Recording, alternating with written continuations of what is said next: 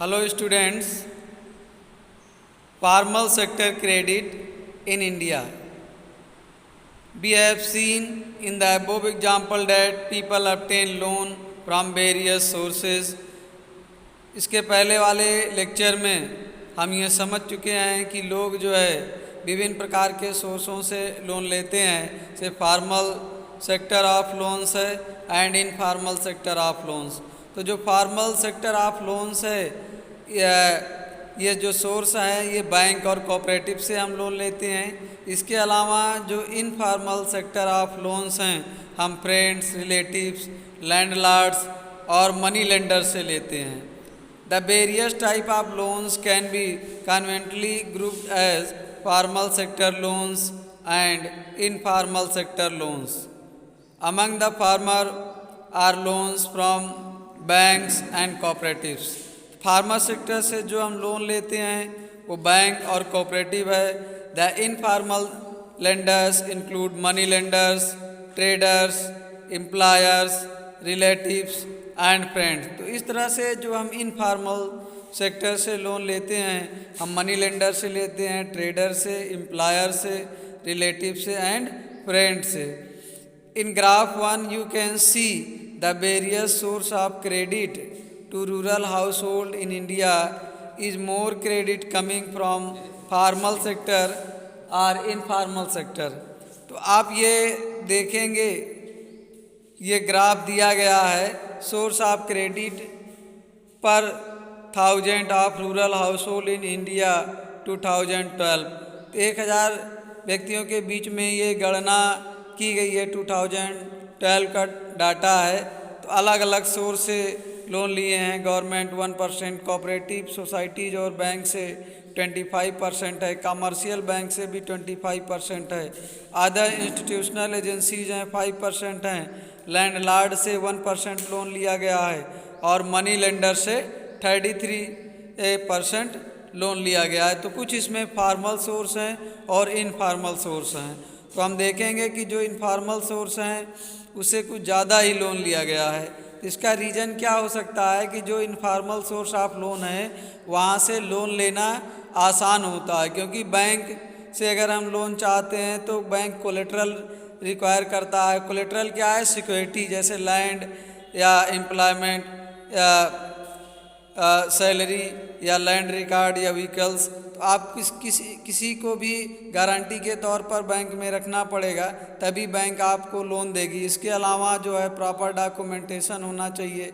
लेकिन informal sector में आपको लोन आसानी से मिल जाएगा, आपकी बस थोड़ी सी जान पहचान होनी चाहिए। तो इस तरह से हम देख रहे हैं कि इनफॉर्मल सेक्टर से ज़्यादा लोन लिया गया है। Is more credit coming from formal sector और द इनफॉर्मल सेक्टर। तो हम देख रहे हैं कि इनफॉर्मल सेक्टर से लोन ज़्यादा लिया गया है। इसका कारण भी मैं आपको बता चुका हूँ।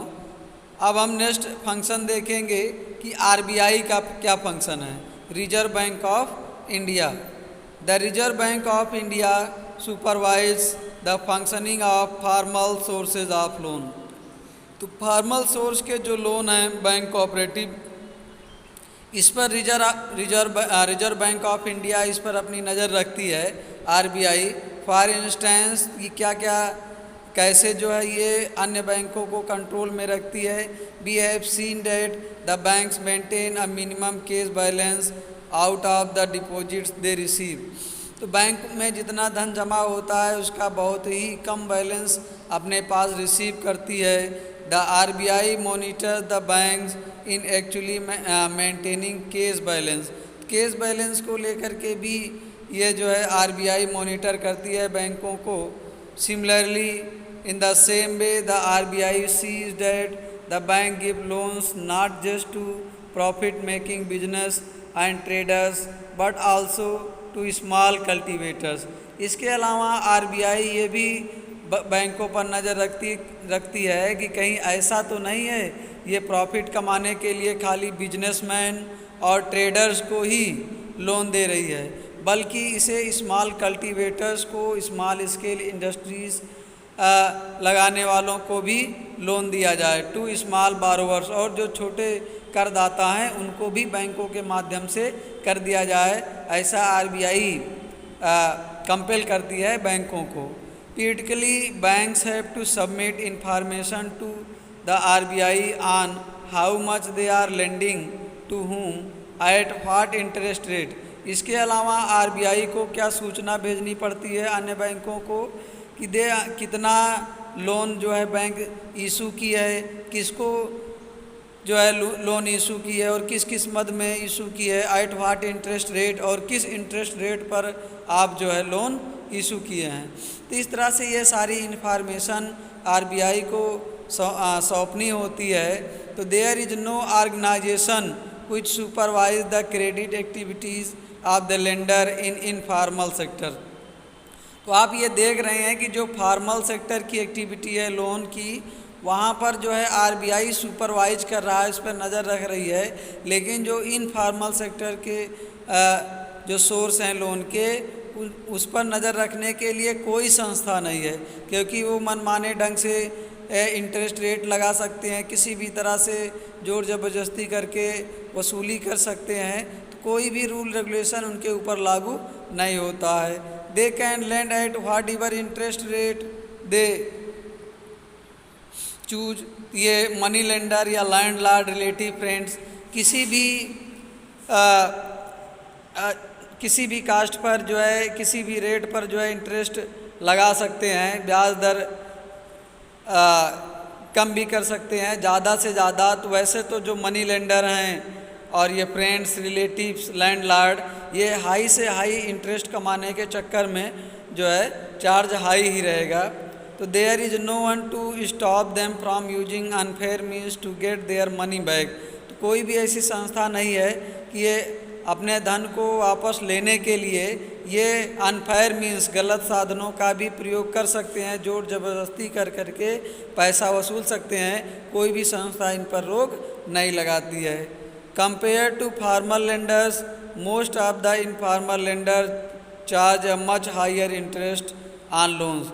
तो इस तरह से जो इनफॉर्मल लेंडर्स हैं ये ज़्यादा इंटरेस्ट रेट चार्ज करते हैं फॉर्मल लोन की अपेक्षा। Thus the cost of the borrower of informal loans is much higher. तो इस तरह से इनफॉर्मल सेक्टर से लोन लेना काफ़ी महंगा पड़ता है, काफ़ी मच हायर है।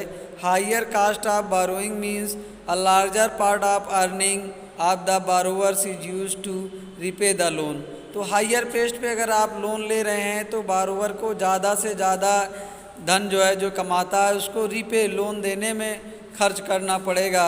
Hence borrower have less income left for themself. तो इस तरह से बारोवर के पास बहुत ही कम इनकम बचेगी। As we saw for Shyamal in Sonpur.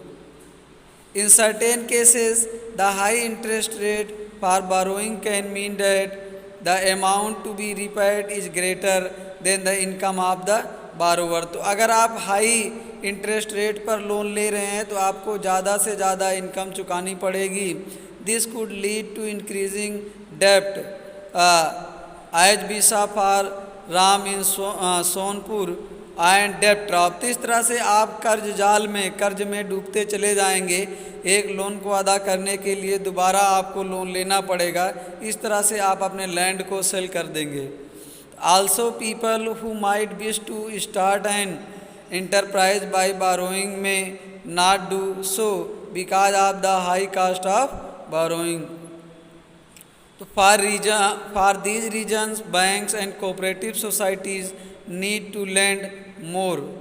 तो इसी वजह से जो है लोगों को बैंक और कोऑपरेटिव सोसाइटी से ही ज़्यादा से ज़्यादा लोन लेने की ज़रूरत है।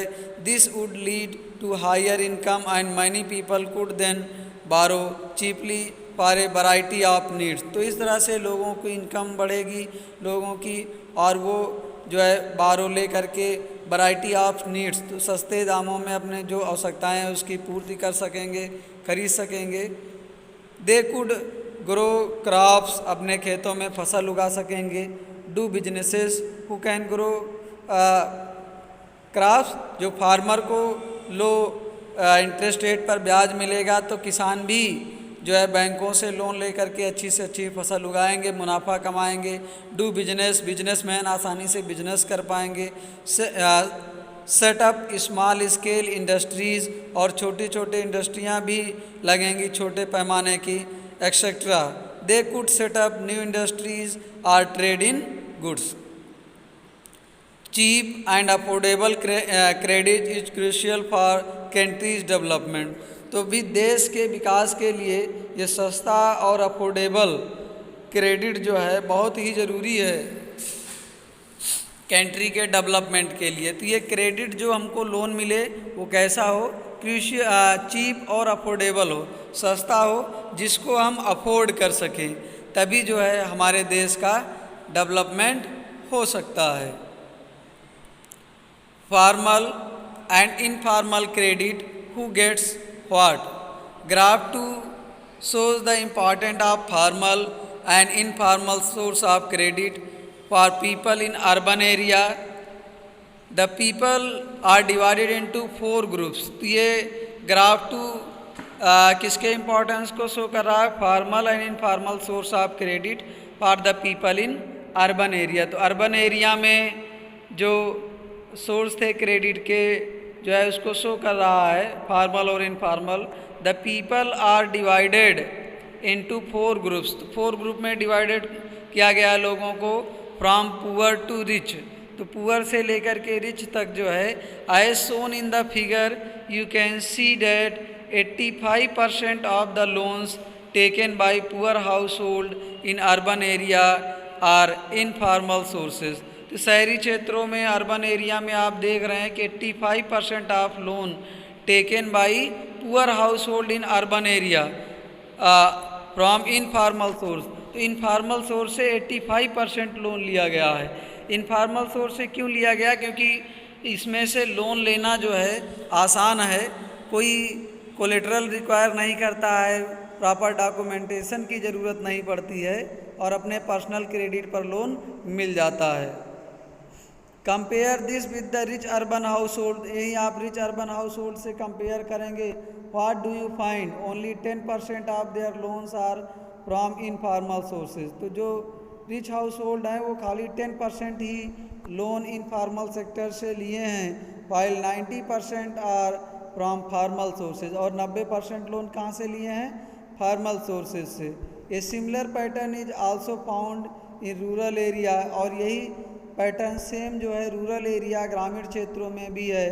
The rich household are availing cheap credit from formal lenders, whereas the poor household have to pay a large amount for borrowing। तो जो रिच हाउस होल्ड है उनके लिए सस्ता क्रेडिट, सस्ता लोन फॉर्मल सेक्टर से ये लेते हैं, और जबकि ये poor household have to pay large amount for borrowing. तो पुअर को ज़्यादा पे करना पड़ता है क्योंकि वो इनफॉर्मल सेक्टर से लोन लेते हैं। इनफॉर्मल सेक्टर से लोन इसलिए लेते हैं क्योंकि बैंक कोलेटरल रिक्वायर करता है, और पुअर लोगों के पास कोई संपत्ति नहीं होती है या प्रॉपर डॉक्यूमेंटेशन का नॉलेज नहीं होता, इसलिए वो लोग बैंक से लोन लेने को घबराते हैं, और जो है वो इनफॉर्मल सोर्स से लोन लेना ही उचित समझते हैं।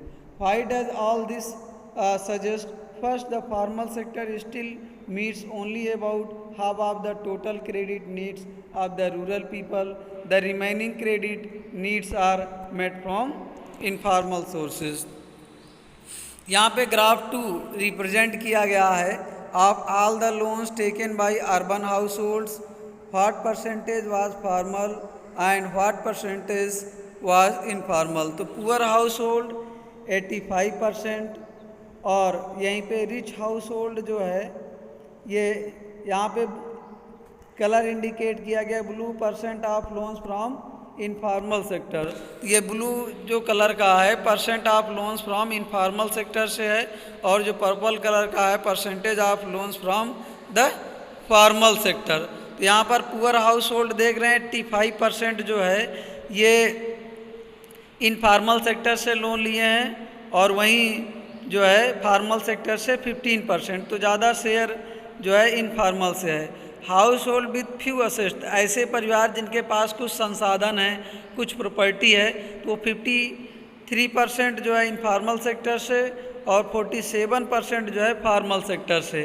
वेल ऑफ हाउस होल्ड जो अच्छे खाते पीते परिवार के हैं 72% लोन फॉर्मल सेक्टर से और 28% जो है ये इनफॉर्मल सेक्टर से लोन लिए हैं।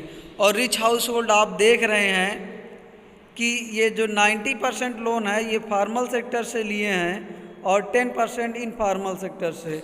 तो इस तरह से ये चैप्टर में ये जो टॉपिक है फॉर्मल सेक्टर और इनफॉर्मल सेक्टर, आई होप बच्चों आप लोग अच्छी तरह से इस चैप्टर में जो ये टॉपिक है अच्छी तरह से समझ गए होंगे। Thank you dear students, have a good day.